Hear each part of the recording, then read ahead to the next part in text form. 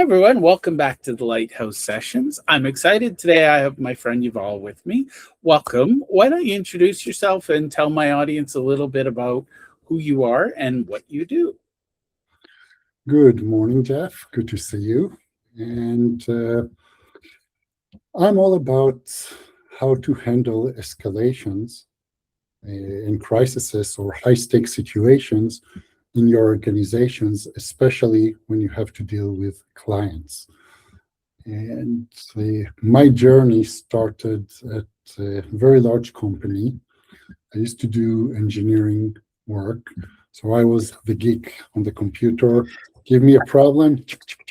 So, however, as time passed, I learned that from a customer whom I solved the problem. And at the end of the meeting, their VP stopped by and talked to me, and he said a sentence that almost gave me a heart attack. He said, "Thank you for solving the problem. I don't want you to work with my team, period." Now, those who know me know that this is a situation that put most people in fight or flight response. Yes. For me, it was more fight. However, some of my past life training told me to take a deep breath, which I've taken. And I looked at him and I said, "I didn't expect that. I need to think about it. Can we meet tomorrow so I'll make sure I'm on the right trajectory?" And when people give you such feedback, even though it feels mean, usually they give you a present. And it's Always. up to you to take it or not. And you take it, but by asking, "Can we meet again?" And VPs will not give you time if they don't think you're worth it. They won't give you a feedback if they don't think you're worth it. So Absolutely. I went back to the hotel, obviously with my heart down, and tossing and turning at the hotel, counting squirrels. And when the sun came out, I had nothing in my mind until I went for a walk. And that's when it dawned on me that I put 100% of my energy on the technical solution. But I forgot the important part, the customer, the relationship, the trust, and the buy-in that will make sure that the solution holds. So I'm going to interrupt you there for a second because I think one of the fascinating things, you are a nonlinear thinker. My audience is nonlinear thinkers. We get to a solution quickly because we have that kind of brain. And then what we don't realize is we basically bulldozed over the humans between us and the solution. And I think what I, as a late in life learner, I went, oh, if I don't build the solution with the humans, they're actually the angry villagers with the pitchforks who are going to chase me later and say I caused them pain. Mm-hmm. So this was also a learning experience for me, because when I started as an escalation lead, point A to point B, straight line. Either you run with me or I push you over. And I remember one day my boss calls me and he goes, "I got a complaint about you, that you were very forcible in getting somebody to do the work." And I look at him, yeah, I'm waiting for an answer to give to a customer, and it's 3 weeks later, and I'm just treading water, and it's unacceptable. So I just squeezed him, and I will not wait 3 weeks anymore. And he goes, "Yuval, you need to tame it." And that opportunity came a couple of weeks later, because the team that I needed was very fragmented. And those are the people who are at the core of the code, never see customers. And everybody screams at them. So I used a carrot. And I got the solution within 24 hours. Moreover, he was willing to go on a customer call, which is unheard of, and listen from the customer describing the problem. So he could ask questions, and it's not a maintenance window and then another one, and give him the information and then go back because we have one more question. And I just want to say I'm fascinated because I've known a lot of software engineers. I've known a lot of people in the space, and I'm always amazed when they build something by themselves. And they always look at me like I'm speaking some weird Martian language when I say, what did the user think of this? Or my favorite, well, it's on the roadmap, so they should know. And I'm like, you do realize that no human being using your software looks at your roadmap. They go, I have a problem, help. And then you hand them the roadmap and they're going, what is this? And it's fascinating to me. So let's unwind something just for a minute. You talk about escalations, and you and I talk about escalations because that's part of our vocabulary. But to the weirdo visionaries that are watching this, what is an escalation? When should it happen? How do you predict that, build that? Wow. So there is the Merriam-Webster definition, which is a great starting point. However, the way I look at escalations is anything that is risking is a risk to your company. And I worked on customer escalations. Customers say, we're canceling not only your project, but other teams' project because of you. And it's not, and you're talking about in the hundreds of millions, maybe $1 billion, when you consider the support contract that goes with all those services. Or it could be a marketing issue. Every team has marketing team, and they need to negotiate features between each other, especially when you have dependencies, one team over another. And that happens when the platform that you use is based on another platform that already in existence. So you don't have to start from scratch. And a lot of companies do it, and it makes perfect sense. So help on that. It can be escalation between two senior directors in your group. It can be escalation between your team and another team because you're both fighting on the same piece of pie. And even though you give different services, the customer says, I have 200 million, only one of you get it. Yeah. So obviously can be cutthroat, and everybody think on their pie rather than the bigger picture, what is good for the larger corporation.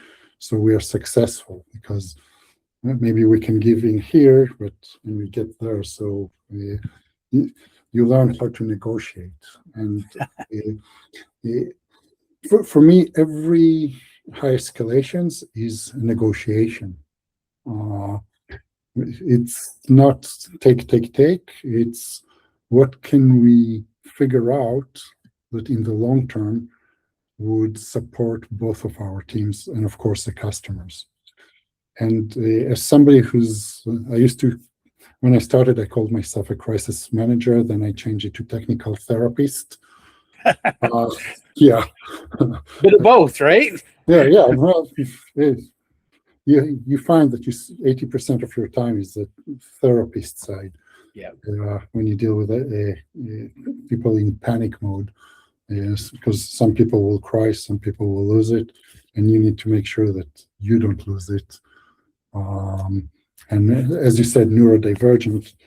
I explain it this way: if you tell me that there is an hour to do something to save planet Earth, I'll probably go take a nap for half an hour before and drink coffee before I start working on it.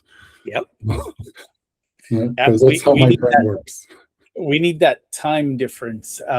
Now, the word I'm hearing, and I think that this is just part of it, but there's an element of triage, because one of the things, let's talk about customer support tickets.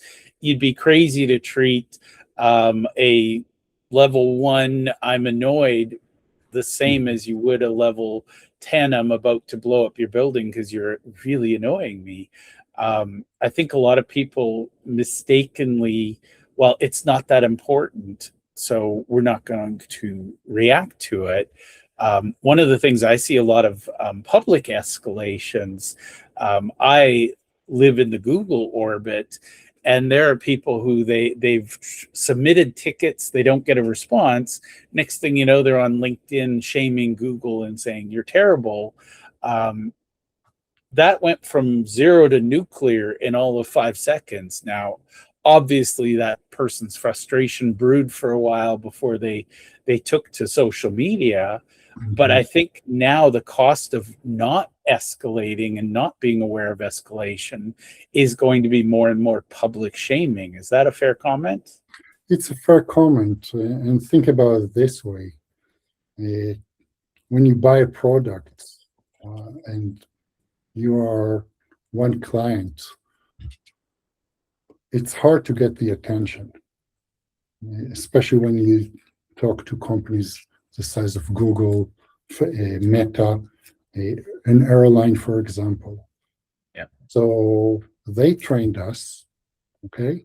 Because it's easy. If I can get attention, there's always social media. Yeah. And social media, guess what? I'm not the only one who suffered.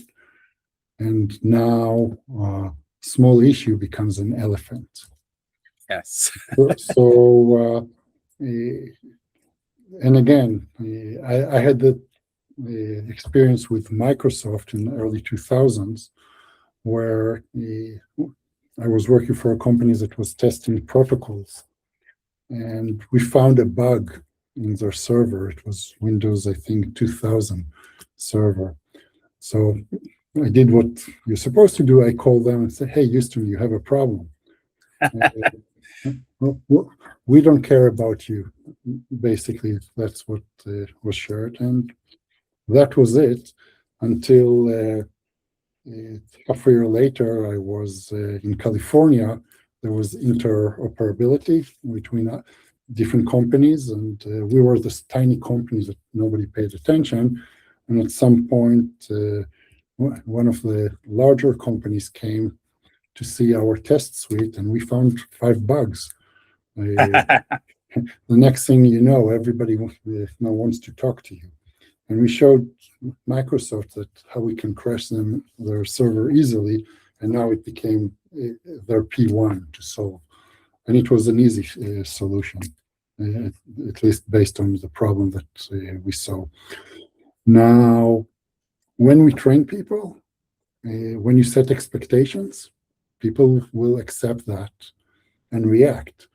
So for first line support, usually they don't invest a lot in giving them decision-making rights and authority to solve. And when you don't give them that permission, guess what? I know it will be taken care of when X happens. Let's wait for X. Even though you have the books, the processes, how to solve it, how to go about it, you will not, because you don't feel that you have permission. And when you don't have permission, it comes to haunt you another way.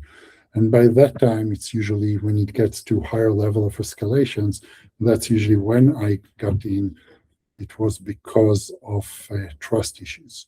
At this point, I don't trust anybody below you to solve that problem. So I want the CEO, the executive, and so forth, the highest level of person, so I can resolve that.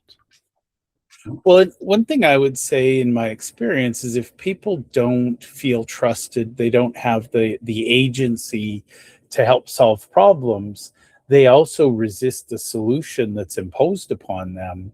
And I have a feeling our neurodiverse peers are worse than most because we don't like being told what to do when we know the solution wasn't well thought out. I agree, and I have a funny story about it. I know you would. I was before I transitioned to a technical therapist. I get a call from a sales team, from their VP, and he goes, "Yuval, and it's Friday, Monday, 8 a.m. your time. You're going on a call with this customer, and you tell them X. That's how to solve their problem."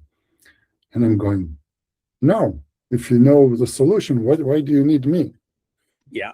And he goes, "Yuval, I'm the VP. You have to do what I tell you." And I'm going, "No, I don't." So we go back and forth. And at that point, I'm going, "What's the problem?" Yeah. And he goes, "Okay, our technical salesperson made a mistake. And we cannot look that we as accounting made a mistake." So he explained what happened, and I showed up Monday morning, and I apologized that I made a mistake when I talked to so-and-so, and I said I misconstrued what he wanted to do, and now, based on the information that I have, this is a solution. And they were very grateful. However, when he told me, "I'm telling you what to do, and I'm the VP, you're not," and I had people from different parts of the world. "I'm the manager, you do what I'm telling you." And I would say, "No, I don't." We can be very stubborn. And for what it's worth, I was told I have authority issues. And really, truly, I don't have an authority issue, but I have a real problem with because I said so. If you don't know enough to explain why we're doing what we're doing, I'm going to have a problem with that. And yeah, I've had many people say I'm difficult to work with, and I'm like, no, I just want to understand the problem because my gut tells me you're solving this when the real problem's over here and we need to solve it. So I think a lot of the technical industries, we gravitate towards them because to us the answers are black and white. But when somebody tells us to skip the journey and just go right to the end, it's like, I need to understand, did we solve the problem we set out to? Because telling me the other one, my head literally explodes. Well, that's the way we did it last year. Okay, so once upon a time, we used to all die of the plague, in the 1800s. I'm thinking maybe we've learned new ways to do things. Let's look for those. So you and I, we're going to have some more deep conversations on this. Now, let's talk about you today and what working with you looks like, because I think one of the things that stumped me forever was I used to think that there was technical problems to be solved. And now I recognize that almost 90% of the problems are human first. And if you don't treat the human, nothing sticks. What would you say to that comment? I agree, and I'll tell you why. We had a very difficult technical problem for one of our largest customer. We didn't know the answer. We took a couple of months to figure it out. The solution was simple once we figured it out. It never looks the same. And if you just concentrate on the technical side, you lose the customer. Being able to hold the customer for 3 months plus the time until they got the solution, which takes its own time, if there is no workaround, you need to hold their hands. And the computer and AI cannot do that. It's the person, it's somebody who's willing to meet with them and give them updates, agree on the cadence, listen to them, because they don't care about your solution until they're sure you understand them. And that comes from COVID directly, 7 habits, right? If you don't understand me, I don't trust you. So building that relationship, if you can do it ahead of escalation, even better. Most likely you build it during the crisis. Well, I think that's the fundamental. Again, we tend to come in, like you said, we need the nap, we need the coffee, and then it's like, okay, let's go. Meanwhile, everybody is around you panicking because 30 minutes have elapsed, and it's like, but we still have 30. I'm thinking of a saying, people don't care how much you know until they know how much you care. And I think that's probably what's missing in a lot of engineering type situations. I find flaws all around me in the world, and I look at neighborhoods and I'm like, why did they build that road that way? Like, it fascinates me because when the eggheads, and I'm one of them, so I can say this, when the eggheads got together and said, let's build this perfect thing, and they build something without the human involved, and then the minute you throw a human in the loop, things start breaking, and you're like, oh, never thought of that. I'm going to give you a gift because it was something I learned in college. I went to a university that was going through massive growth, and they came in and they built a whole bunch of new buildings, and the architect and the engineer had a big public fight, and I was following it because I'm weird and it was fascinating. The engineer wanted to build all the pathways and everything, and the architect said wait, and the university wanted the pathways all paved and all the bushes and shrubbery out before the grand reopening, and the architect was like, no, wait. And what he did was he had the engineer put little ropes where he thought people would move, and then what the architect did, which was brilliant and a life lesson I've never forgotten, he said, watch where people walk. And then what he did was he let people walk around for about 6 months, and then he put the paths where everybody had actually walked. And I was like, wow, because everybody else, they build the paths and then they wonder why the humans kill the grass by walking across it. But to me, that was the ultimate in customer experience, was actually observing how they use the thing in the first place. Mm-hmm. And it makes perfect sense. I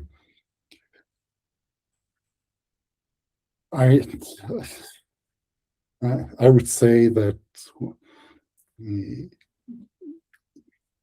we human beings, if you look at our development, we are lazy, right? Yep.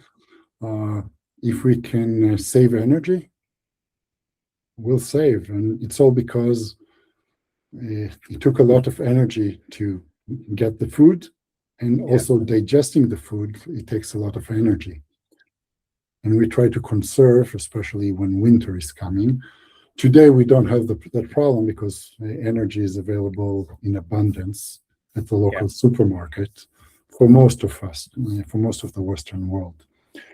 And but we're still lazy.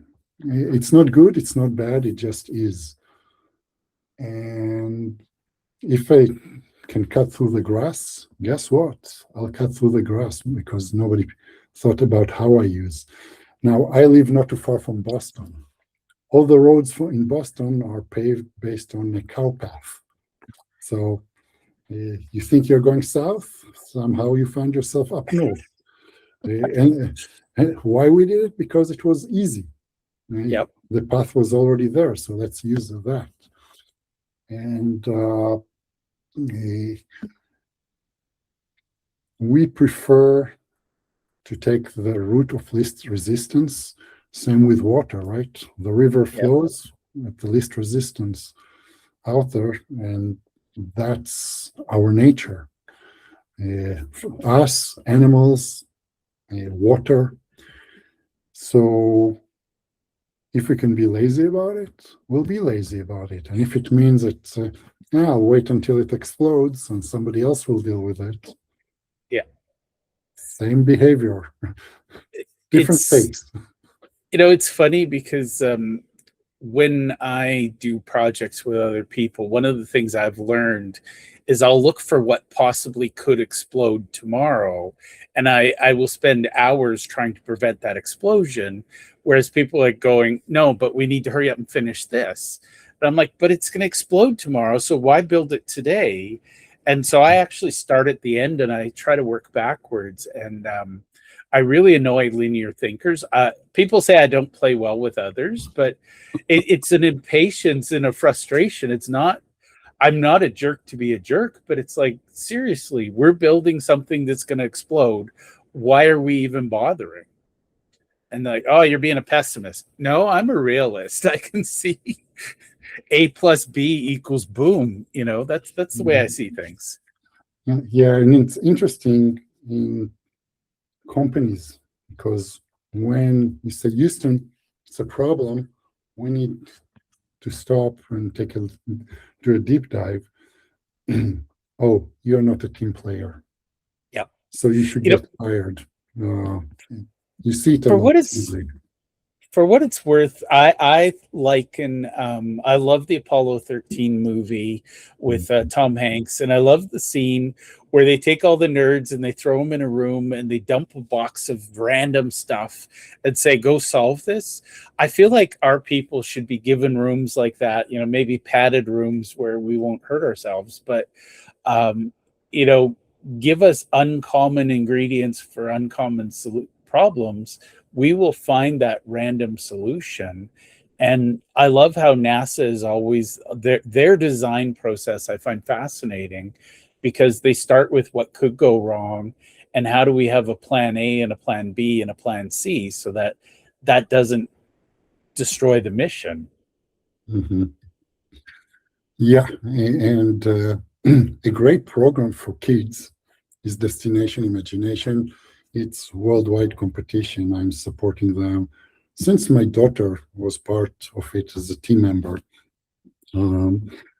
One of the things that the kids have to go through, they have the main challenge, and that is something that they practice. However, you want to see how they work when they don't know what's coming.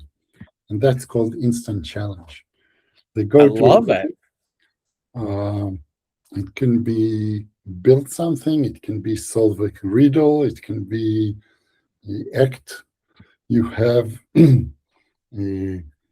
5 minutes to think about a solution and 60 or 20 or 90 seconds to solve it. I love that. And we watch how the kids are working. And people think we must get to the solution, but we look how they interact with each other. Yeah. And we miss that. We didn't have it in school. Everybody, you're individual, where we forget that the day of Superman, the superhero solving the problem, are long gone. We don't have difficult problem. We have very complex problems, and that needs a team. A team with different skill sets, with different backgrounds, with one mission to solve this problem.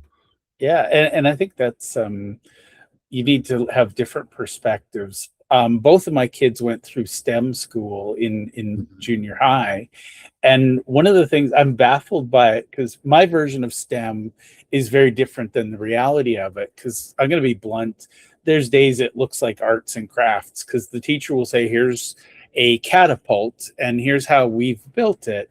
You have to recreate it. And yet you got these weird little eggheads that if you let them, they'd find something different and better. I grew up on a farm, and I tell people that it was the weirdest my childhood was a STEM class in itself, because if something broke, you figured out how do you fix it with duct tape, binder twine, or fencing wire. I look at my kids, and I was given access to some serious tools like welders and acetylene torches when I was I used a chainsaw by the time I was 10, and I look at my kids and I'm like, I would not allow that. That's some bad parenting nowadays, but back then that was childhood, and I think we need to be able to explore things. And I'm going to check out this Destination Imagination because during COVID, NASA actually had a really fascinating. They had a virtual space camp, and you had to do experiments and build things. I don't know if you've ever followed the YouTuber Mark Rober. He's one of us, and my kids are addicted to him. You'll love this, but what he does is he builds glitter bombs, and he fills them with what he calls fart spray, and he leaves it on the porch for porch pirates, so they steal the package. And he's got these cameras, and he'll record the glitter bomb going off in their house. I find those just amusing. Like, that's, an engineering mind turned to play, not work. Yeah. In my past, I used clear tape because that's the only tool that I had to fix a motherboard problem that cost over $1 million to make in early 2000s, because we had to showcase to our buyer that it works. Yeah. It worked, they bought us, and that was the end of the story. Or sitting after today, you don't need to do it, but for 3 months, I had to think in the world of X IP packets. So I wrote a lot of IP packets for simulations because we didn't have the hardware. And when we got the hardware, we noticed that there was a difference in how we react compared to a previous generation, and it just didn't work. And everybody's looking, and I'm going, can you put it in hacks? And I look, okay, this is a difference. They made the change on the spot and problem solved. So, and again, it's the only way to get there is through nonlinear thinking, because A, I didn't know that I'll ever have to use it in the field. And B, I enjoyed to think in hacks, and I knew that I was in trouble because by month 3, I was dreaming in hacks. And that's when you know that you're in a really too deep. That's how I knew that I'm fluent in English, because I started dreaming in English. I love that. For what it's worth, I love feeding my brain a really juicy problem and then going to sleep, because I'll dream about it all night, and then I'll wake up in the morning with a solution that I would not have come to while awake. But one of the things I want to share that you and I do respect the people who do incremental improvements. The world needs them. But you and I think the words that describe us would be disruptive and innovative, because I'm not going to try and reinvent something that somebody else has already built. I'm going to tear it apart and say, how do we make this better? So my kids actually grew up, they don't know this, but I was teaching them. They grew up watching a Disney cartoon called Phineas and Ferb. And every day, these little, I don't know, they're 6-year-olds, whatever they are, they invent the most ridiculous, crazy things. And my kids now think like that, because it's not, oh, we need to go down to the store and buy this solution. They look at what they have and go, okay, we got duct tape, we got electrician's tape, we're good. Yeah. And I can tell you, I fixed a machine temporarily. One of the cables broke, and we didn't have the right tools. One of the guys was a smoker, so I got in the cigarettes there is something from aluminium, and I grabbed that from him and I taped it around, and that solved the problem. And then I said, Monday you can call the electrician to fix it. Yeah. I'm the triage guy. If something blows up, you want me around. If you want it to look pretty and something you can show the neighbors, I'm not that guy. Yeah. But I will overbuild something, it will not fall apart. Good luck trying to get all the duct tape off. Now let's talk about what it's like to work with you, because I think as the crisis management turned therapist, you bring a unique skill set. So when would somebody bring Yuval in to look at a problem? So a couple of ways. One, you might feel like the chief apology officer or director. You always have to go to apologize. Yeah, sorry about that. We'll do better. So you know you have a problem. B, you feel that you're becoming a bottleneck. And what I mean by bottleneck, you can't do your work because you have to, everybody's calling you when there is a crisis or escalation or technical solution, and everybody's waiting on you. And I've seen it with executives. I'm about to get fired. I can't do what my CEO or my executive told me because I'm stuck on all those customer issues. And even though we might be that much higher in the organization, we are not supposed to do the technical stuff. Guess what? The minute that you give us opening, ooh, Keyboard. It's the yeah. dopamine hit of the quick fix where you know the answer and you can fix it, right? Yeah. It's not only that. When I became a manager, oh, it will take me 2 seconds to fix it rather than give somebody else. But then I looked at it as a way I'm punishing them, and I want to gift them. So it took me 3 years, sadly, but that's how long it took until I became a real manager, not just a title. I love that. And one of the phrases that goes through my head is every problem I solve today is a problem my team doesn't know how to solve tomorrow. And, you know, I think a lot of leaders want to help their people and say, oh, let me fix that. They come in, they can be the hero, but they've lost the value in that struggle where your team has to put their heads together and figure it out. That's very true. My team, I had to take a couple of weeks off. My daughter was sick, and everybody said it will be a disaster. You have to be on call. I didn't. My team ran. When I came back, oh, Yuval, we don't need you as a manager. Your team knows how to work. So it's great to hear. And I think at that point, I fell in love where you can fire me and the team still can run forward. I know it's up to a point. So I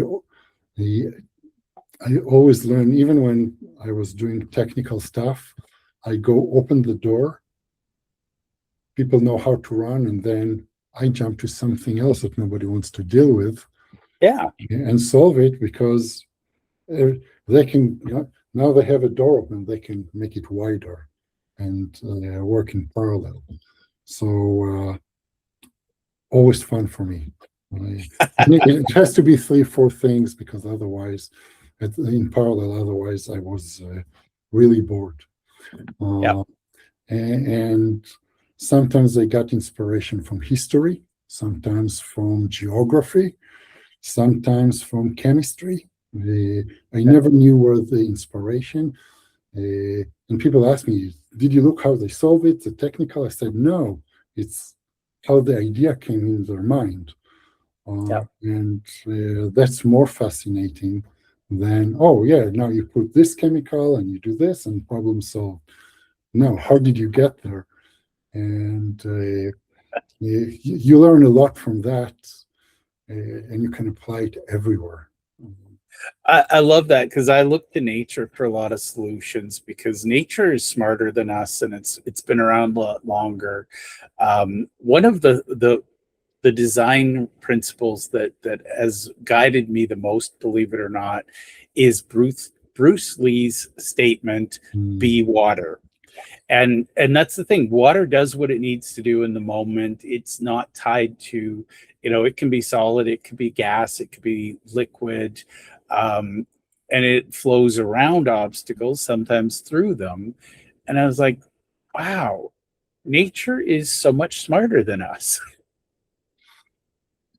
Yeah, I mean, if you go to Eastern philosophy, right, it's much easier to run with or swim with a stream than against it. Yep. And it's where you put your energy into. If you fight with nature, at the end of the day, you will lose. Always. We think we won't, but we do. Yeah. We can build amazing machines that can reverse the stream of the river. Guess what? It won't work. Well, it's funny because I live in a neighborhood that was built on lowlands, and humans being humans, they're arrogant. They built it up. We've had a lot of rain lately, and guess what? The slough swamp smell is coming back, and it's like, oh, surprise! You build in lowland, and your basement floods. If only somebody saw that coming. In that case, yes, they saw it coming, but then they said, not my problem. Yeah, you bought it, your problem. Now, Yuval, I want to be mindful of your time. Where can people go to connect with you, learn more about working with you, maybe throw some juicy problems at you for you to solve? So I would say you can always reach to me on LinkedIn. Yeah, that's number one. Number two, go to yuvalgonencoaching.com, which is my website. And Yuval, my website address is another way to reach me directly to me. Or they can call you if they know you and, hey, Yuval, I know somebody who would like to talk to you. I love it. And for what it's worth, I tell people you're approachable on LinkedIn, so they can always connect through us, through me to you. So it was a pleasure. I want to thank you for taking time to hang out with me today. Thank you. It was a lovely time, and enjoy the universe, because otherwise there is no reason for us to work. I love it.